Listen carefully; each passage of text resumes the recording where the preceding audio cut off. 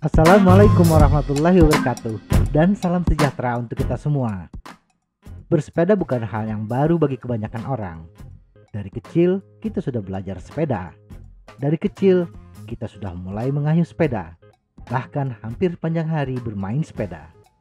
Walaupun kita sudah mengenal dan akrab dengan sepeda sejak dini, ketika dewasa ada perbedaan dalam menangani sepeda. Dahulu hanya bermain sepeda di sekitar rumah, tetapi sekarang bersepeda bisa berpuluh-puluh kilometer. Penanganan sepeda yang salah menyebabkan bersepeda tidak nyaman dan aman. Berikut adalah beberapa kesalahan umum yang dilakukan pesepeda saat terjun ke dunia persepedaan.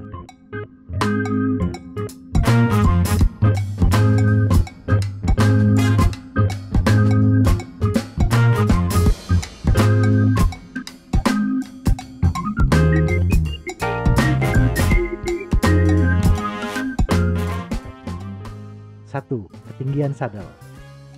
Sadel terlalu rendah menyebabkan ketidaknyamanan dan kayuhan yang tidak efisien. Paha depan akan lebih cepat lelah. Sadel terlalu tinggi berpotensi cedera tendon, persendian, dan menyebabkan lecet paha dalam. Ada beberapa cara menentukan ketinggian sadel yang ideal. Salah satunya adalah Anda berdiri tegak di samping sepeda. Kemudian, atur ketinggian sadel tepat di puncak pinggul Anda. Permukaan sadel harus rata. Setidaknya sudut kemiringan tidak melebihi 1 derajat, baik mendongak ke atas ataupun ke bawah. 2. Ketinggian handlebar. Handlebar terlalu tinggi tidak bermasalah bila tidak mengejar kecepatan. Bahkan Anda akan terhindar dari kesemutan di telapak tangan. Handlebar terlalu rendah bagi pesepeda yang tidak terbiasa akan merasakan kesemutan di telapak tangan. Setelah memposisikan sadel pada ketinggian yang ideal, atur ketinggian handlebar 0-1 cm di bawah sadel untuk sepeda hybrid, komuter, dan sepeda santai. 1-2 cm untuk sepeda MTB dan 5 cm di bawah sadel untuk road bike. 3. Shifting. Pesepeda yang kebanyakan bersepeda di jalur datar, ditambah pengalaman ketika kecil yang menggunakan sepeda single speed, membuat pesepeda tidak terbiasa melakukan perpindahan gigi. Ketika menghadapi tanjakan, kebanyakan terlambat berpindah gigi. Akibatnya, kayuhan pun terasa berat. Usahakan ketika bersepeda dengan kayuhan yang konstan, ketika kayuhan sudah terasa berat dan kayuhan sudah mulai melambat, pindahkan giring ke yang lebih ringan. Ketika cadence sudah mulai cepat, naikkan giring ke yang lebih berat. Jaga cadence selalu stabil, misalnya di 60-80 rpm. 4. Giring. Terutama untuk penggemar road bike, terlalu berambisi untuk menggunakan crankset standar 5339T. Padahal crankset ini biasanya digunakan oleh pembalap profesional. Top Gear 5311T untuk crankset standar terlalu berat bagi pesepeda amatir. Gunakan crankset compact 50-34T dan kaset dengan low sprocket yang besar 30-34T agar memudahkan Anda bersepeda di tanjakan. 5. Pakaian. Bagian dari menikmati bersepeda yang menyenangkan adalah menggunakan pakaian yang tepat.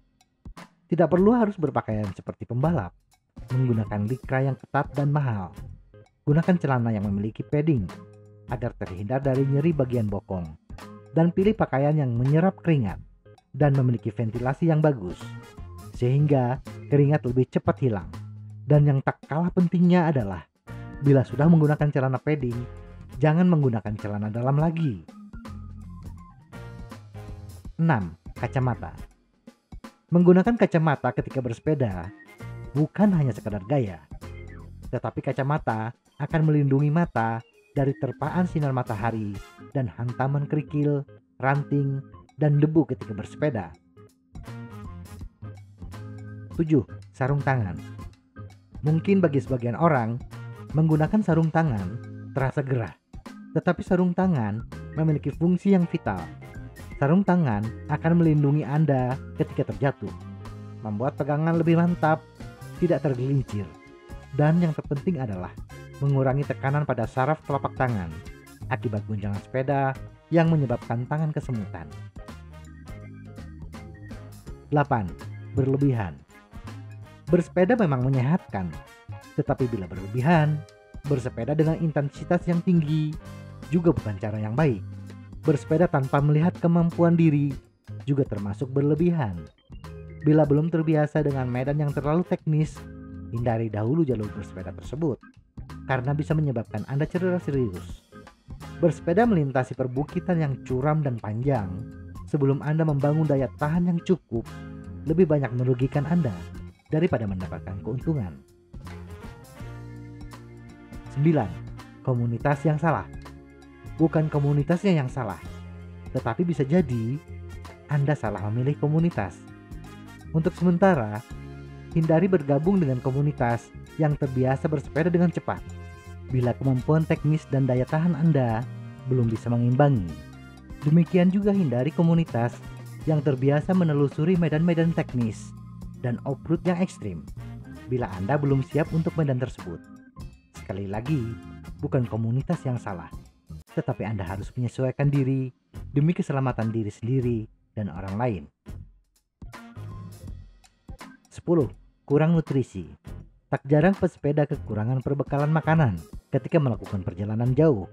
Kekurangan karbohidrat dan air bisa menyebabkan bongking. Jika berencana bersepeda lebih dari 1 jam, makanlah minimal 40 gram karbohidrat untuk setiap jam perjalanan, dan usahakan minimal minum 500 ml air setiap jam. 11. Sepeda yang salah. Bersepeda bersama komunitas terkadang menyiksa Anda bila jalur yang dipilih komunitas tidak sesuai dengan sepeda yang Anda bawa. Berkeliling kota di jalan yang mulus bukan sebuah kenyamanan bila Anda salah memilih sepeda. Bila Anda menggunakan sepeda dengan ban yang lebar dan memiliki knop yang besar, akan menyiksa Anda di sepanjang perjalanan, walaupun jalannya mulus. Sepeda tersebut harusnya untuk medan off-road.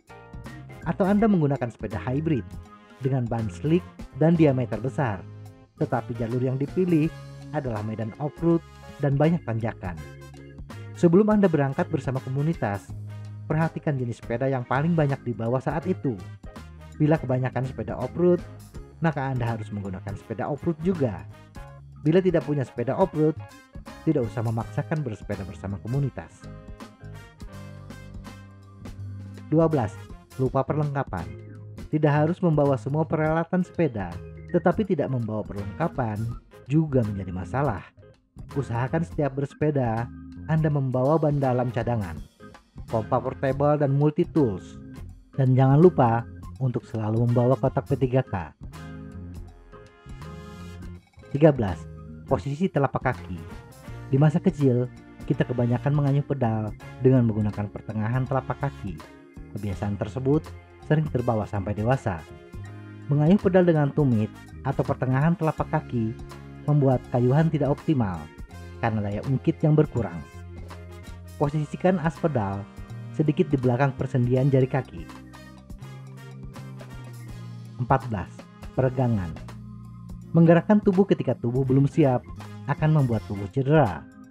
Sayangnya, kita merasa tidak memiliki waktu untuk melakukan pemanasan sebelum bersepeda, entah karena malas atau terburu-buru. Peregangan awal yang tepat bermanfaat bagi tubuh untuk mempersiapkan otot dan persendian agar terhindar dari rasa sakit dan cedera. Peregangan tidak hanya di awal bersepeda, tetapi juga di akhir. Hindari langsung duduk ketika selesai menaklukkan tanjakan curam.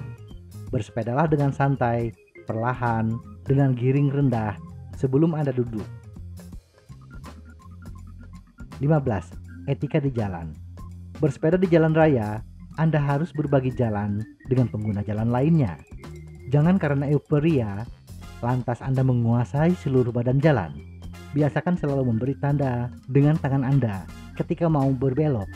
Jangan menerobos lampu lalu lintas, dan hindari berada dalam posisi blind spot, seperti tepat di belakang truk atau bus. Semoga informasi ini bermanfaat, Tetap sehat, salam goes.